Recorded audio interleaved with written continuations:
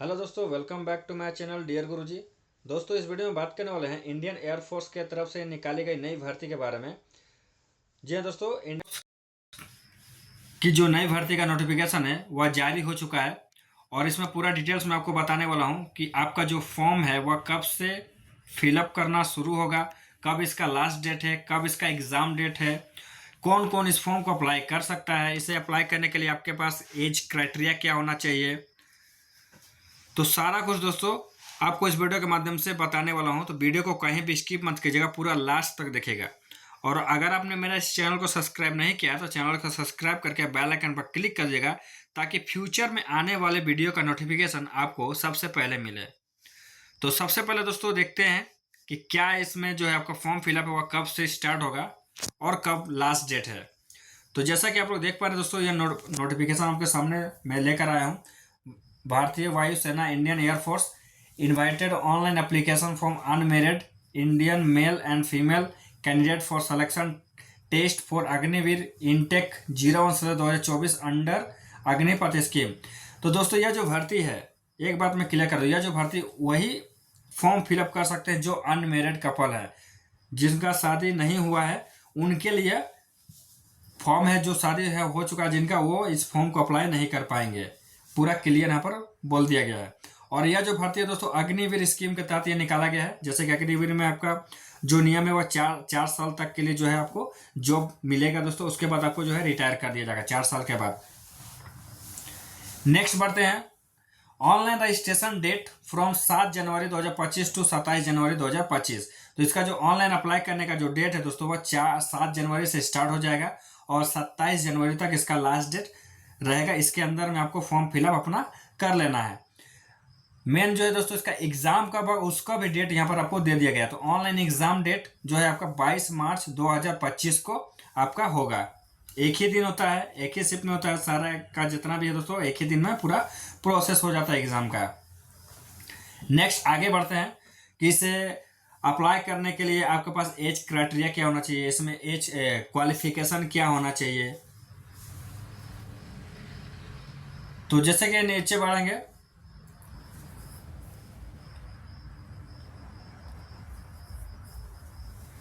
पांचवा number point में आप देख पा रहे हैं दोस्तों, एज को लेकर के यहाँ बोला गया डेट ऑफ बर्थ बता दिया गया कि अगर आपका डेट ऑफ बर्थ जो है 1 जनवरी 2005 से लेकर 1 जुलाई 2008 के बीच में आपका डेट ऑफ बर्थ आ रहा है, उसके अंडर में आपका डेट ऑफ बर्थ है, तो आप इस फॉर्म के लिए एलिजिबल है। इसके लिए जो है दोस्तों एज जो क्राइटेरिया है आपका मिनिमम जो है 17.5 साल होना चाहिए और मैक्सिमम 21 साल तक। इसके अंदर अगर आप आ रहे हैं तो आप इस फॉर्म के लिए एलिजिबल हैं। नेक्स्ट आगे बढ़ते हैं कि इसका जो है दोस्तों आपका एजुकेशनल क्वालिफिकेशन क्या मांगा गया है, कौन कौन इसे अप्लाई कर सकता है। तो 7वां नंबर पॉइंट में आप देख पा रहे दोस्तों एजुकेशनल क्वालिफिकेशन। सबसे पहले ए नंबर में साइंस सब्जेक्ट जो भी बच्चे, और इसका जो मेन क्वालिफिकेशन है वो 10+2 है दोस्तों। 10+2 जो किए हैं वही भर पाएंगे, ओनली 10 पास कैंडिडेट नहीं भर पाएंगे। 10+2 में आपने साइंस लिया हो, आर्ट्स लिया हो या कॉमर्स लिया हो, कुछ भी लिया हो, तो उस हिसाब से यहाँ पर क्वालिफिकेशन दिया गया। तो जो साइंस सब्जेक्ट, जो साइंस लेकर 10+2 किए हैं उनके लिए है, कैंडिडेट शुड है pass intermediate 10+2 intermediate equivalent with mathematics physics and English from educational board recognise central state union territory, minimum 50% marks in aggregate. आपको जो है 10+2 अपने साइंस सब्जेक्ट साइंस स्ट्रीम से लिया है तो आपको जो है मिनिमम 50% मार्क्स होना चाहिए इंटर में। और उसके बाद इंग्लिश आपका सब्जेक्ट है तो उसमें आपका अलग से 50% होना चाहिए, तो आप एलिजिबल हैं। या फिर पास 3 year diploma course in engineering, 10+2 तो पास होना ही चाहिए। उसके साथ में आपको जो है आपने डिप्लोमा किया है इंजीनियरिंग में, मैकेनिकल हो, इलेक्ट्रिकल हो, इलेक्ट्रॉनिक हो, ऑटोमोबाइल हो, कंप्यूटर साइंस हो, इसमें अगर आपने डिप्लोमा किया है तो इसमें भी आपको 50% आपका टोटल परसेंटेज होना चाहिए। और उसके बाद 50% मार्क्स इन इंग्लिश, इंग्लिश में जो है दोस्तों 50% होना ही चाहिए परसेंटेज आपका। उसके बाद नेक्स्ट अगर ये भी आप क्राइटेरिया फुलफिल नहीं कर पाए तो नेक्स्ट और भी है, pass 2 year vocational course with non vocational subject physics and mathematics from educational board recognise by central state union territory, 50% marks in aggregate. तो 2 ईयर का वोकेशनल कोर्स होना चाहिए, नहीं तो 3 ईयर का डिप्लोमा कोर्स होना चाहिए। या फिर आपने अगर 10+2 कर लिया है, उसके बाद आपका 10+2 करने के बाद मैथ, फिजिक्स और इंग्लिश है, उसमें टोटल मिलाकर 50% मार्क्स है, और उसके बाद इंग्लिश में 50% मार्क्स है, तो भी आप इस फॉर्म के लिए एलिजिबल है। दूसरा पॉइंट है, अगर किसी ने कोई भी जो भी कैंडिडेट साइंस सब्जेक्ट से 10+2 नहीं लिए हैं, वो आर्ट्स लिए हैं या कॉमर्स लेकर वो कर रहे हैं, तो उनके लिए क्या है, तो पास इंटरमीडिएट 10+2 तो आपको पास होना ही है, प्लस में 50% होना चाहिए। उसके बाद इंग्लिश में जो है दोस्तों आपका 50% होना चाहिए। नॉर्मली अगर 10+2 पास आपने 50% मार्क्स के साथ किया है, पास कर लिया है, और उसके बाद इंग्लिश में 50% है, तो आप इसके लिए एलिजिबल हैं। या फिर पास 2 ईयर वोकेशनल कोर्स, वही वोकेशनल कोर्स भी अगर आपने कुछ किया है 2 साल का, तो भी आप इस फॉर्म के लिए एलिजिबल हैं। जो कैंडिडेट साइंस नहीं लिए हैं उनके लिए भी आप ये फॉर्म अप्लाई कर सकते हैं। नेक्स्ट आगे बढ़ते हैं और देखते हैं और क्या इसके बारे में नोटिफिकेशन में बताया गया है।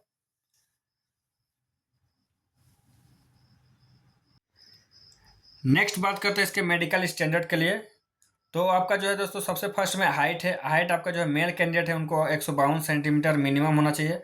फीमेल कैंडिडेट के लिए 152 सेंटीमीटर होना चाहिए। अगर आप for candidate belong to north east hill region Uttarakhand, lower minimum height 147 centimetre lower height होना चाहिए। और in case candidate from Lakshadweep the minimum height will be 150।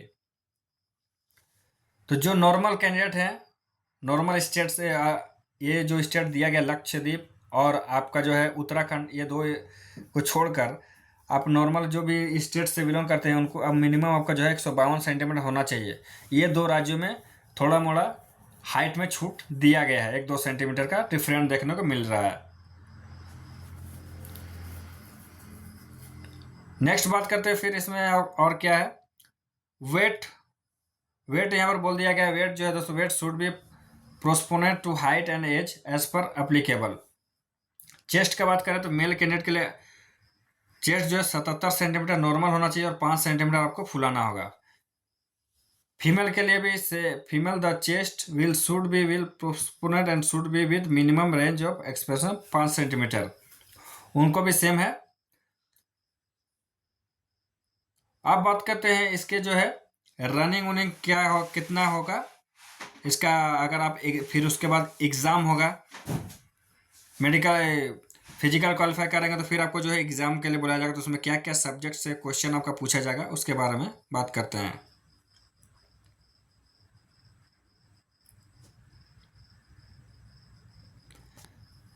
यहाँ पर आपको दे दिया गया है पूरा सैलरी का डिटेल्स दे दिया गया है। First year, second year, third year, 4 year, मतलब 4 साल तक के लिए आपको यह करना है। मंथली जो पैकेज आपका 30,000 है।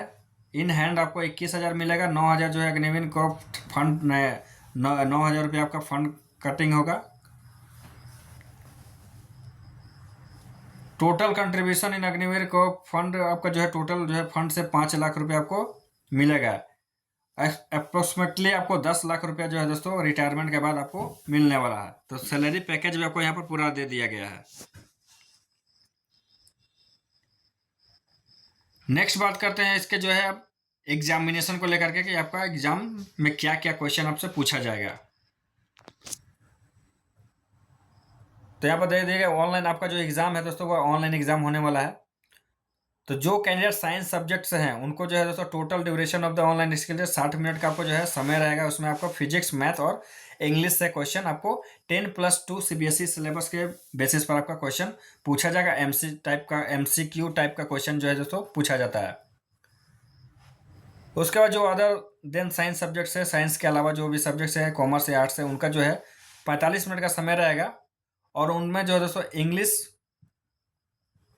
इंग्लिश आपका रहेगा। और उसके बाद रीजनिंग और जनरल अवेयरनेस से क्वेश्चन आपका पूछा जाएगा।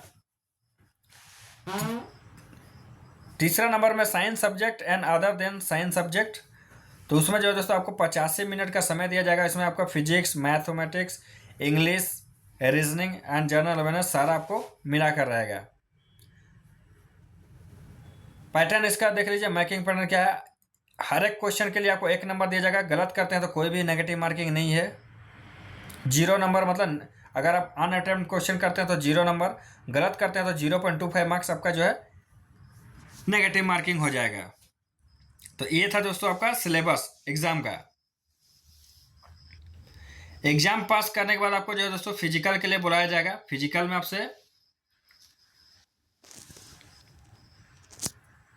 31 नंबर में आप देख रहे हैं फिजिकल फिटनेस टेस्ट। इसमें आपका जो है दोस्तों जो मेल कैंडिडेट हैं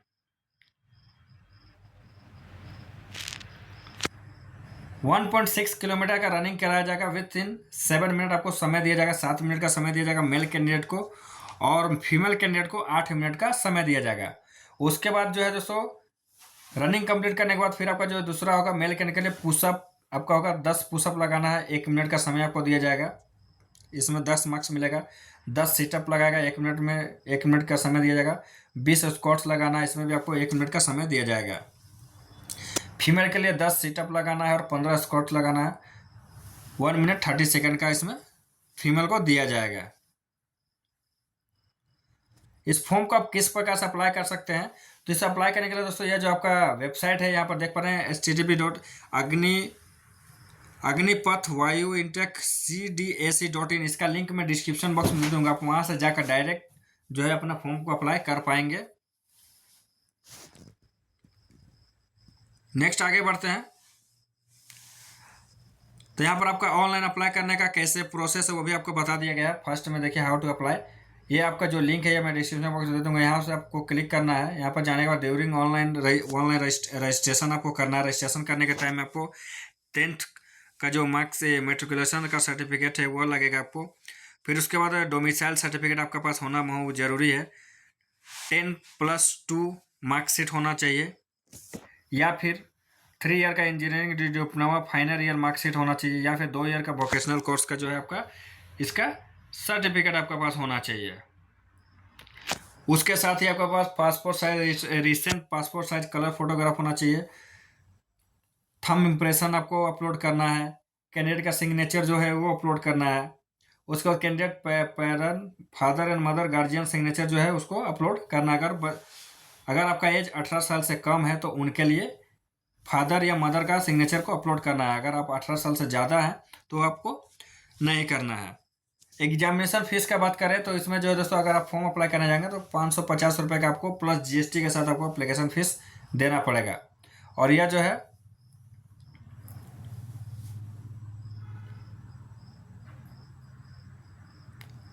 तो इस तरह से जो है दोस्तों आप फॉर्म आपको अप्लाई कर सकते हैं। तो इसका लिंक जो है दोस्तों अभी ओपन नहीं है। इसका लिंक जो है 7 जनवरी से का फॉर्म फिलअप स्टार्ट होगा। तो 7 जनवरी से आप इस फॉर्म को अप्लाई कर सकते हैं। तो इस वीडियो के माध्यम से इतना इन्फॉर्मेशन देना था। मिलते हैं नेक्स्ट वीडियो में, तब तक के लिए धन्यवाद।